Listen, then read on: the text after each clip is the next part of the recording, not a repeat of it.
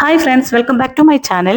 Okay, നമ്മുടെ മല്ലിക സുകുമാരൻ, പൃഥ്വിരാജ് ഇവരെ കുറിച്ചിട്ടാണ് നമ്മൾ പറയാൻ പോകുന്നത്. ഇപ്പോൾ സോഷ്യൽ മീഡിയയിൽ ഇവർ പറഞ്ഞ കാര്യങ്ങളൊക്കെ ഭയങ്കര തരംഗമായിക്കൊണ്ടിരിക്കുകയാണ്. ഇപ്പോൾ ഇവരെ അടുത്തിടെ കുറേ ഇന്റർവ്യൂസ് നടന്നതിൽ മല്ലിക സുകുമാരൻ നടി ആക്രമിച്ച കേസിൽ ദിലീപിനെ പെടുത്തണം എന്നൊരു ഒറ്റ വാശിയിൽ പറയുന്ന കുറേ കാര്യങ്ങൾ, പൃഥ്വിരാജ് ചെയ്ത കുറേ കാര്യങ്ങൾ, ഇതൊക്കെ മല്ലിക സുകുമാരൻ തന്നെ പറയുന്നുണ്ട്. അതെന്തൊക്കെയാണെന്ന് നമുക്ക് നോക്കാം. അപ്പോൾ ശരിക്കും എന്താണ് മല്ലിക സുകുമാരനും പൃഥ്വിരാജിനൊക്കെ ദിലീപിനോട് ഇത്രയും ദേഷ്യം എന്ന് മനസ്സിലാകുന്നില്ല. ശരിക്കും ഒരു വൈരാഗ്യം വെച്ച് പുലർത്തുന്ന ആൾക്കാരാണ്. ഭാഗ്യലക്ഷ്മി അങ്ങനെയുള്ള ആളാണ് നമുക്കറിയാലേ. ഭാഗ്യലക്ഷ്മിക്ക് പിന്നെ വേറൊരു കാര്യമുണ്ട്. ഒരു താഴ്ന്ന ലെവലിലാണ് ഭാഗ്യലക്ഷ്മി സംസാരിക്കുക. അയാൾ അങ്ങനെ ചെയ്യണം, അയാൾ ഇങ്ങനെ ക്രൂശിലേറ്റണം, അയാൾ അങ്ങനെ വൃത്തികെട്ടവനാണ്, അത് നടി ആക്രമിച്ച കേസിൽ ആളെ പിടിച്ചില്ലെങ്കിൽ ദിലീപിനെ തൂക്കി കയറ്റണം എന്ന് പറയുന്ന ആളാണ് ഭാഗ്യലക്ഷ്മി. അപ്പോൾ അതേപോലെ തന്നെ മല്ലിക സുകുമാരൻ ഭാഗ്യലക്ഷ്മിയുടെ അത്ര താഴ്ന്നിട്ടല്ല പറയുന്നത്, പക്ഷേ എങ്കിലും ദിലീപിനെ തന്നെ തൂക്കിലേറ്റണം എന്ന ലെവലിൽ സംസാരിക്കുന്ന ഒരാളാണ്. ഇവർക്കൊക്കെ ശരിക്കും എന്തോ ഒരു വൈരാഗ്യ ബുദ്ധിയാണ് ദിലീപിനോടുള്ളത്. എന്താണെന്ന് അറിയില്ല. ഇവർ തമ്മിൽ ഒരുമിച്ച് അഭിനയിച്ചിട്ടുണ്ട് കേട്ടോ. എന്നിട്ടും ഇവർ തമ്മിലുള്ള ആ വൈരാഗ്യം തീർന്നിട്ടില്ല. അപ്പോൾ പൃഥ്വിരാജ് ഇന്ത്യയും ന്യൂസിലൻഡും തമ്മിലുള്ള അഞ്ചാമത്തെ 2020 മത്സരത്തിന്റെ ടിക്കറ്റ് ഉദ്ഘാടനം നടത്തുന്നത് പൃഥ്വിരാജായിരുന്നു. തിരുവനന്തപുരം കാര്യവട്ടത്ത് വെച്ചിട്ടായിരുന്നു ഉണ്ടായിരുന്നത്. അപ്പോൾ പൃഥ്വിരാജ് പറയുന്നത്, എനിക്ക് ഭയങ്കര തിരക്കാണ്, കളിയൊന്നും കാണാൻ സാധിക്കില്ല, ഞാൻ നല്ലൊരു ക്രിക്കറ്റ് പ്രേമിയാണ്, നന്നായി കളിക്കുമായിരുന്നു, ഫുട്ബോൾ പ്രേമിയാണ്, നന്നായി ഫുട്ബോളും കളിക്കുമായിരുന്നു, എനിക്ക് കളി കാണാൻ നല്ല ആഗ്രഹമുണ്ട്, പക്ഷേ എനിക്ക് സമയം ഉണ്ടായിരുന്നു എങ്കിൽ 5 ടിക്കറ്റ് ഞാൻ തന്നെ മേടിച്ചേനെന്ന് പറയുന്നുണ്ട് കേട്ടോ. അങ്ങനെ ഇതിന്റെ ഉദ്ഘാടനമൊക്കെ കഴിഞ്ഞിട്ടുണ്ട്. അപ്പോൾ എനിക്ക് പിന്നെ വേറൊരു ഓർമ്മ എന്താന്ന് വെച്ചിട്ടുണ്ടെങ്കിൽ, ഞാൻ പ്രേമിക്കുന്ന സമയത്ത്, എൻ്റെ സുപ്രിയയെ പ്രേമിക്കുന്ന സമയത്ത് എനിക്ക് ആദ്യമായിട്ട് ഗിഫ്റ്റ് തന്നിരിക്കുന്നത് സുപ്രിയ ക്രിക്കറ്റ് ബാറ്റ് ആയിരുന്നു എന്ന് പറയുന്നുണ്ട്. അപ്പോൾ ആ ഗിഫ്റ്റ് എൻ്റെ വീട്ടിൽ ഇപ്പോഴും അവിടെ ഭദ്രമായിരിക്കുന്നുണ്ടെന്ന് പറയുന്നുണ്ട്. അപ്പോൾ ലോകകപ്പിന് മുന്നോടിയായിട്ട് നടക്കുന്ന ഒരു മത്സരമാണ് 2020 മാച്ച്. അത് എല്ലാവർക്കും അറിയാവുന്ന ഒരു കാര്യമാണല്ലേ. അപ്പോൾ ഈ ഇവർ തമ്മിൽ എന്തൊക്കെ കാര്യങ്ങളാണ് പുറത്തു വിട്ടിട്ടുള്ളത്, മല്ലിക സുകുമാരൻ ഇന്റർവ്യൂവിൽ കുറേ കാര്യങ്ങൾ പറഞ്ഞു വെച്ചിട്ടുണ്ട്. അതുപോലെ തന്നെ പൃഥ്വിരാജും അതെന്തൊക്കെയാണ് നമുക്ക് നോക്കാം. അതിന് മുന്നേ ചാനൽ ഒന്നല്ല സബ്സ്ക്രൈബ് ചെയ്യണം, ഷെയർ ചെയ്യണം, ലൈക്ക് ചെയ്യണം, ബെൽ ബട്ടൺ കൂടി അമർത്തിക്കോ കേട്ടോ.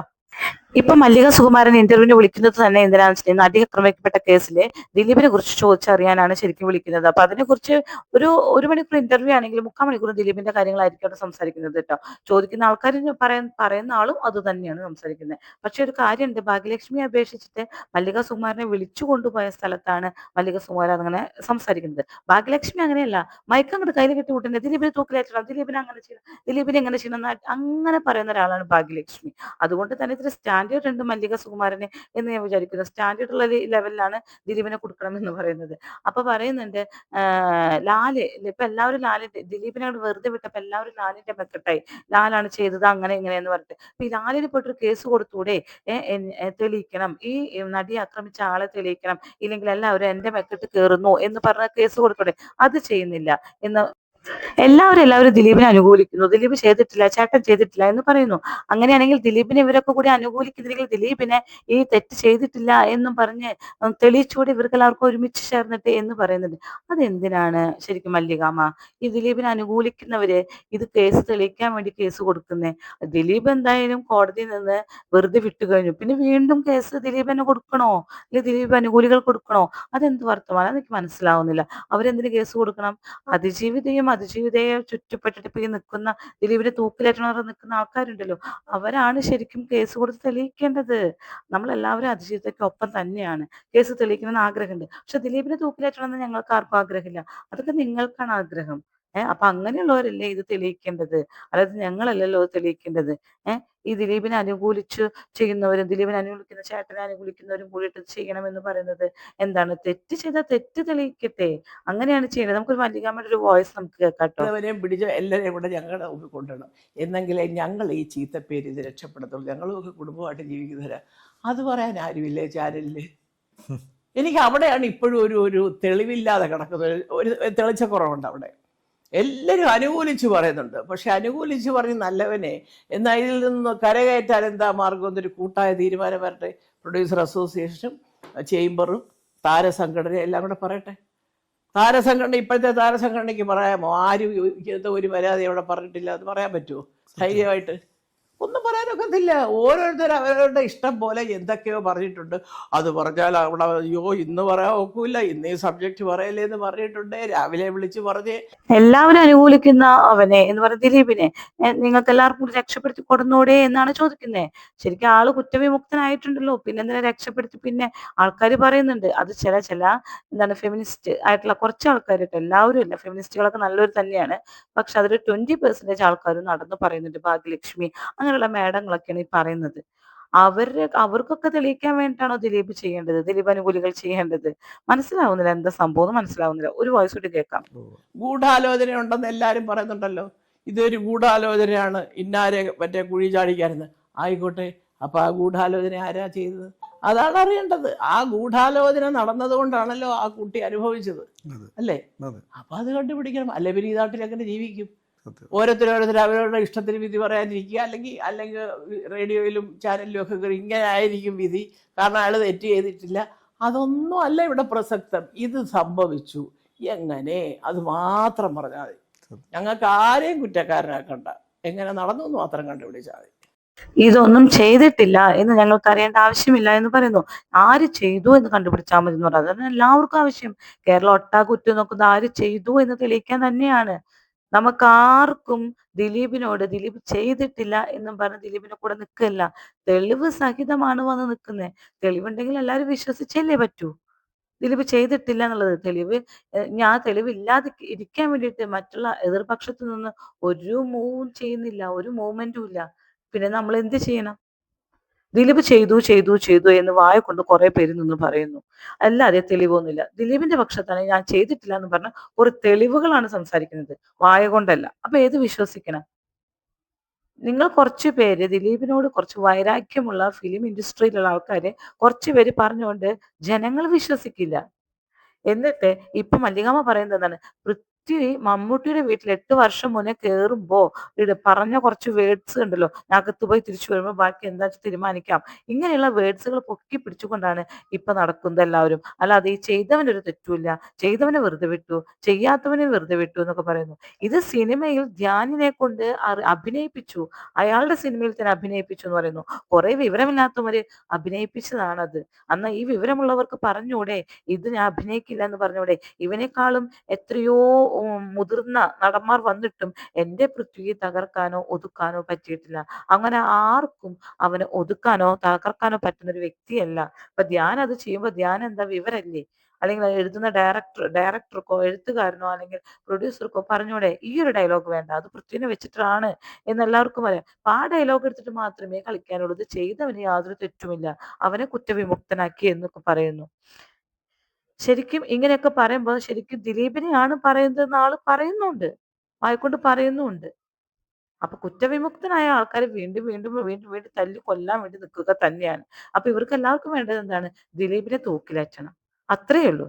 അഖിൽ മാരാർ അതുപോലെ തന്നെ നമ്മുടെ പൃഥ്വിരാജിനെ വിമർശിച്ചു എന്ന് പറയുന്നത് മല്ലിക സുകുമാരൻ തന്നെ പറയുന്നു. നമ്മളും കണ്ടിട്ടുണ്ട് വിമർശിച്ചത്. അതെന്താണ് പറഞ്ഞത്? അദ്ദേഹത്തിന്റെ പൃഥ്വിരാജിന്റെ സിനിമയിൽ പുതുമുഖ നായകന്മാരെ കൊണ്ടുവരുന്നില്ല, മോഹൻലാലിനെ വെച്ച് പടം പിടിച്ച് ഹിറ്റാക്കി തീർക്കുന്നു എന്നാണ് പറഞ്ഞത്.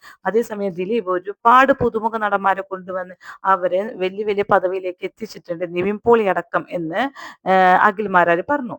അതൊരുവിധം ശരിയാണ്. പക്ഷെ മല്ലിക സുകുമാരൻ പറഞ്ഞത് എന്താണ്? പൃഥ്വിരാജ് ഒരുപാട് റൈറ്റേഴ്സിനെയും സംവിധായകരെയാണ് കൂടുതൽ കൊണ്ടുവന്നിരിക്കുന്നത്, അത് ആരും മനസ്സിലാക്കിയിട്ടില്ല. നടന്മാരെ മാത്രമല്ല കൊണ്ടുവരേണ്ടത് എന്ന് പറയുന്നു. ശരി തന്നെയാണ്. അങ്ങനെ നടന്മാരെ മാത്രമല്ല, എഴുത്തുകാരെയും സംവിധായകരെയും ഒക്കെ കൊണ്ടുവരണം. അത് തന്നെയാണ് വേണ്ടത്. അപ്പോ എന്റെ മകൻ ഒരു നിലപാടിന്റെ രാജകുമാരൻ തന്നെയാണ്, ഒരു നിലപാടെടുത്താൽ ഉറച്ച നിലപാടാണ് എന്ന് പറയുന്നുണ്ട്. പക്ഷേ അവിടെ അവിടെ തെറ്റിയിരിക്കുന്നു. കാരണം പൃഥ്വിരാജ് നിലപാടിന്റെ രാജകുമാരൻ എന്ന് പറയുമ്പോൾ എല്ലാവരും പറയുന്നത് അതൊക്കെ തന്നെയാണ്. പക്ഷെ കുറച്ച് കാര്യങ്ങൾ ഞാൻ ചൂണ്ടിക്കാണിക്കട്ടെ. അന്യഭാഷാ സിനിമകൾ ഇവിടെ ഡിസ്ട്രിബ്യൂഷൻ ചെയ്യുന്നത് കൊണ്ടാണ് മലയാള സിനിമ തിയേറ്ററിൽ ഇല്ലാതാകുന്നത്, തിയേറ്ററിൽ കിട്ടാതാകുന്നതെന്ന് പൃഥ്വിരാജ് പറഞ്ഞ ഒരു സ്റ്റേറ്റ്മെന്റ് ആണ്. പക്ഷെ പിൽക്കാലത്ത് അത് ഈ സ്റ്റേറ്റ്മെന്റ് പറയുന്ന സമയത്ത് നമ്മുടെ പൃഥ്വിരാജ് അന്നൊന്നും ആരും അല്ലായിരുന്നു. ഒന്നോ രണ്ടോ സിനിമയിലൊക്കെ അഭിനയിച്ചു നിന്ന ആളായിരുന്നു. പക്ഷെ പിന്നീട് വലിയൊരു നടനായി തീർന്നപ്പോൾ ഡിസ്ട്രിബ്യൂഷൻ കേരളത്തിലെ എല്ലാ അന്യഭാഷ സിനിമയുടെ ഡിസ്ട്രിബ്യൂട്ടർ ആയിട്ടാണ് പൃഥ്വിരാജ് പിന്നെ ഇപ്പൊ പെരുമാറുന്നത്. അപ്പൊ എങ്ങനെയാണ് നിലപാടിന്റെ രാജകുമാരൻ എങ്ങനെയാണ് ആവുന്നത്? അതുപോലെ പൃഥ്വിരാജ് പറഞ്ഞ ഒരു സ്റ്റേറ്റ്മെന്റ് ആണ്, നല്ല വയസ്സുള്ള മമ്മൂട്ടിയും മോഹൻലാലും ചെറുപ്പം വേഷം ചെയ്ത് കുളമാക്കുന്നു.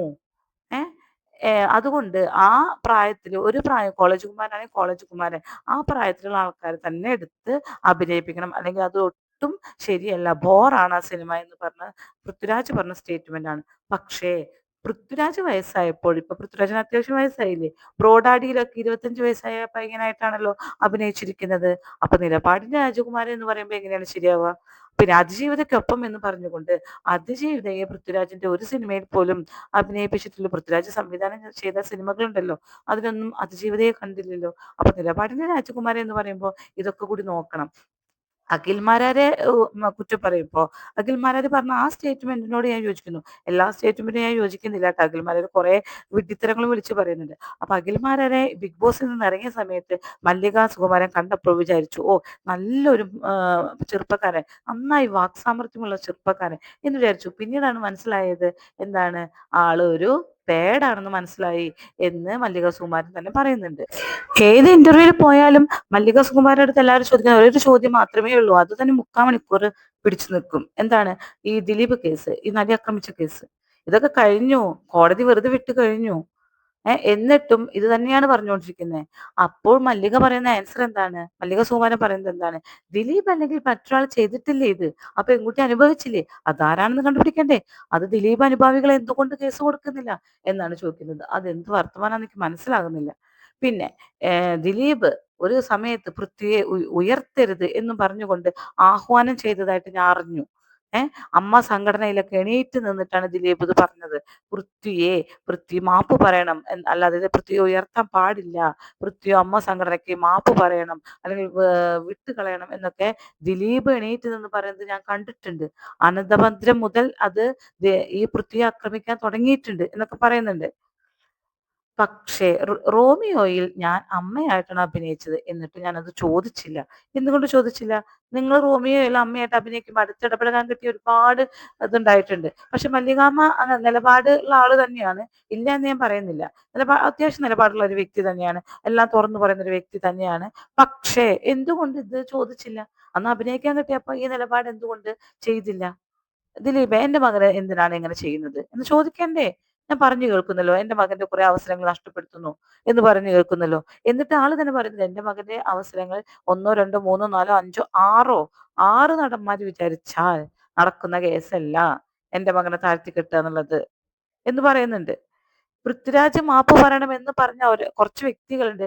ദിലീപ്, സിദ്ദീഖ്, ഗണേഷ്, ഇവരൊക്കെ പിൽക്കാലത്ത് ഈ നടന്മാരൊക്കെ അനുഭവിച്ചിട്ടുണ്ട് എന്ന് തന്നെ മല്ലികാമ്മ പറയുന്നുണ്ട്. അതായത് ഒരു അസ്ത്രം എന്റെ മകന്റെ നേർക്ക് വിട്ട് കഴിഞ്ഞാൽ 10 അസ്ത്രമായി തിരിച്ചു വന്നിട്ടുണ്ട്, അവർക്ക് നേർക്ക് തന്നെ വന്നിട്ടുണ്ട്, അതൊക്കെ ഞാൻ കണ്ടിട്ടുമുണ്ട് എന്ന് മല്ലികാമ്മ പറയുന്നുണ്ട്. പിൽക്കാലത്ത് ഇനി വരുന്ന കാലത്ത് ഇതൊക്കെ നിങ്ങൾക്ക് തിരുത്തേണ്ടി വരും എന്ന് പ്രത്യേകമായിട്ട് പറയുന്നുണ്ട്. പിന്നെ ഇതിലും വലിയ നടന്മാര് വന്നിട്ടും എന്റെ മകനെ പൃഥ്വിയെ തകർക്കാൻ പറ്റിയിട്ടില്ല. അവൻ അത്യാവശ്യം കഴിവുള്ള വ്യക്തി ശരി തന്നെയാണ്. പൃഥ്വിരാജ് അത്യാവശ്യം കഴിവുള്ള വ്യക്തി തന്നെയാണ്. ഓരോ അമ്പ് എന്റെ മകന്റെ മേലേക്ക് വരുമ്പോഴേക്കും അത് കനത്തിൽ തന്നെ അങ്ങോട്ട് തിരിച്ചു ചെല്ലുന്നുണ്ട് എന്നൊക്കെ പറയുന്നുണ്ട്. അതൊരു അമ്മയുടെ വിലാപമായിട്ട് നമുക്ക് കണക്കൂട്ടാൻ പറ്റുകയുള്ളൂ. പക്ഷേ നടിയെ ആക്രമിച്ച കേസിൽ ദിലീപ് തന്നെ കുറ്റക്കാരനാകണം എന്ന് പറയുന്നതിനോട് ഒരിക്കലും യോജിക്കാൻ പറ്റുകയില്ല. പിന്നെ മല്ലികാമ്മ കുറച്ച് വീട്ടുവിശേഷം പറയുന്നുണ്ട്. പൂർണിമ എന്ന് പറഞ്ഞ മരുമോളെയാണ് എനിക്ക് കൂടുതൽ ഇഷ്ടം. കാരണം എന്താ വെച്ചാൽ പൂർണിമ എപ്പോഴും കൊച്ചിയിലുള്ളത് കൊണ്ട് എപ്പോഴും എൻ്റെ അടുത്തേക്ക് വരും, അന്വേഷിക്കും, കാര്യങ്ങളൊക്കെ അന്വേഷിക്കും. മറ്റേ മരുമകൾ 2 വർഷം മുന്നേ എപ്പോഴെപ്പോഴും വരുമായിരുന്നു. ഇപ്പൊ പിന്നെ അവര് ബോംബെയില് പഠിക്കുന്ന കുട്ടിയുള്ളത് കൊണ്ട് തന്നെ അവരെ സ്കൂളിൽ എപ്പോഴെപ്പോഴും കുട്ടികളുടെ രക്ഷിതാക്കളുടെ മീറ്റിംഗ് ഒക്കെ വരും. അപ്പൊ ഏത് നേരം പോകേണ്ടത് പൃഥ്വിക്ക് അതിന് നേരമില്ല. അപ്പം സുപ്രിയയാണ് പോകുന്നത്. അതുകൊണ്ട് തന്നെ സുപ്രിയക്ക് എൻ്റെ അടുത്തേക്ക് വരാൻ സമയമില്ല. 2 വർഷം കഴിഞ്ഞിട്ടുണ്ട് ഇപ്പൊ വരാൻ വേണ്ടിയിട്ട് എന്നൊക്കെ പറയുന്നുണ്ട്. പിന്നെ അമ്മ സംഘടനയിൽ തന്നെ ഇടവേള ബാബുക്ക് എന്നെ ലൂസ് ടോക്കർ എന്ന് വിളിച്ചിട്ടുണ്ട് എന്ന് പറയുന്നുണ്ട്. കാരണം എന്തെങ്കിലും ഒരു ചെറിയൊരു കമ്മിറ്റി രൂപീകരിച്ചാൽ ആ കമ്മിറ്റിയിൽ ഞാനും കൂടി ഉണ്ടെങ്കിൽ അപ്പൊ എന്നെ ചിലപ്പോൾ അവിടുത്തെ ആ ചെറിയൊരു കമ്മിറ്റിയുടെ പ്രസിഡന്റോ എന്തെങ്കിലും ആക്കും. ആക്കി കഴിഞ്ഞാൽ പറയും, ഏയ് വേണ്ട വേണ്ട വേണ്ട, മല്ലിക സുകുമാരനാക്കണ്ട എന്ന് തലപ്പത്തുനിന്ന് വിളി വരും. ആ സമയത്ത് ഉണ്ടായിരുന്ന ഇടവേള ബാബു ആയിരുന്നു എന്നൊക്കെ പറയുന്നു. അത് എന്തുകൊണ്ടാ വെച്ചാൽ എന്നെല്ലാവരും പേടിക്കുന്നുണ്ട്. എന്നിട്ട് പറയുന്നത് എന്താണ്, ഞാൻ ലൂസ് ടോക്കർ ആണ് എന്നാണ് പറയുന്നത്. ഞാൻ കൃത്യമായിട്ട് കാര്യങ്ങൾ വിളിച്ചു പറയുന്ന ഒരാളാണ്. അതുകൊണ്ട് അവർക്ക് എന്നെ പേടിയാണ്. അമ്മയിൽ തന്നെ എന്തെങ്കിലും പ്രശ്നങ്ങൾ ഉണ്ടായി കഴിഞ്ഞാൽ ഞാൻ എണീറ്റുന്ന കാര്യം വിളിച്ചു പറയും. എനിക്ക് ആരും പേടിക്കേണ്ട ആവശ്യമില്ല എന്നൊക്കെ പറയുന്നുണ്ട്. അപ്പൊ ഇത്രയേ ഉള്ളൂ കേട്ടോ. അപ്പൊ ഇവരുടെ ഈ കാര്യങ്ങള് ഇങ്ങനെ സമൂഹത്തിൽ ഇങ്ങനെ അടിച്ചുകൊണ്ടേയിരിക്കുകയാണ്.